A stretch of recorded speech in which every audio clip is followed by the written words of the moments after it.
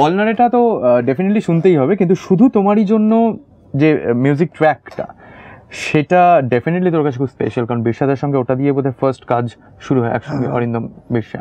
তো কোন গানটা এখন যদি রিকোয়েস্ট করি তুই গাইবি ফ্রম শুধু তোমারই জন্য অ্যালবাম? আমার একটা খুব ফেভারিট গান আছে শুধু তোমার জন্য, মানে ওটা অনেক হয়তো লাস্ট রিলিজ সং ছিল অ্যালবামে, ওটা সিনেমাতেও ছিল। ওই গানটা আমার খুব প্রিয়, মানে খুব মজার গানটা।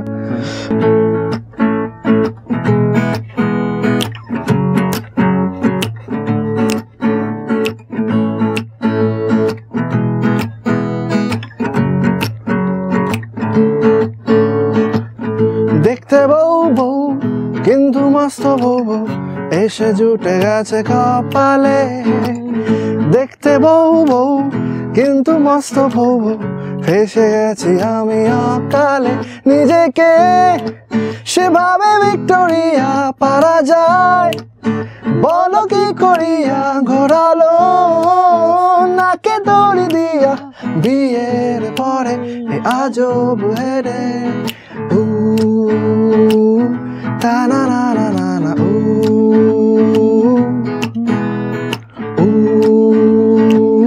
তা না না না না না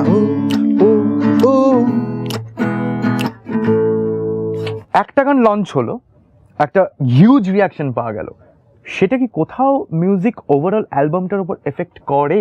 কারণ পরের গানটার একটা এক্সপেকটেশন কিন্তু বেড়ে যায় তখন। এটা দুরকম ভাবে হয় আমার মনে হয়। প্রথম গানটা খুব ভালো হয়ে গেল, খুব ভালো রেসপন্স। পরের গানটা এটা ডিপেন্ড করে না গানের মেরিটের উপর অ্যাকচুয়ালি। আচ্ছা, মানে পরের গানটা যদি ভালো, কোনটাকে আগে ছাড়লাম পরে ছাড়লাম এটা আমাদের ওইভাবে হয় না, মানে আমরা ভাবি না ওটা। যারা মার্কেটিং নিয়ে প্ল্যান করছে তাদের জন্য হয়তো ওয়ার্ক করে, বাট আমি বা প্রসেনদা আমার মনে হয়, বা ধরো ডিওপি শুভঙ্কর দা বা ওদের কাছে চারটে সেমই প্রায়োরিটি লিস্টে একই রকম।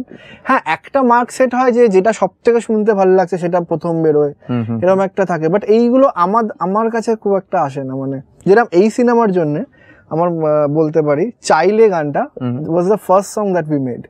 আচ্ছা, but it was the last release song because I was not ready with the song and অনেকগুলো ব্যাপার ছিল, কাস্টিং ফাইনাল করতে পারছিলাম না কে গাইবে finally.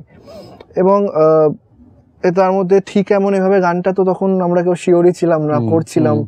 Srikanta he went out, মানে ও বাইরে চলে গেছিল শ্রীকান্ত, এবং গানটা আমরা নিজেরা তৈরি করছিলাম। তারপর ফার্স্ট ড্রাফট শোনার পর ওটা আবার সবার ফেভারিট হয়ে যায়।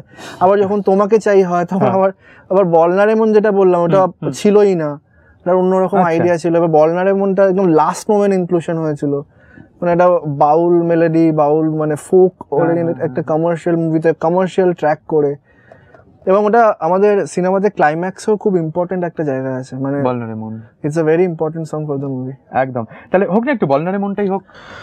বলনারে মন কোথায় যাবি, বলনারে মন কোথায় যাবি, কোথায় গেলে শান্তি পাবি, দেখবি শেষে সেই তোর সময় ডালে সবুজ পাতা নেই,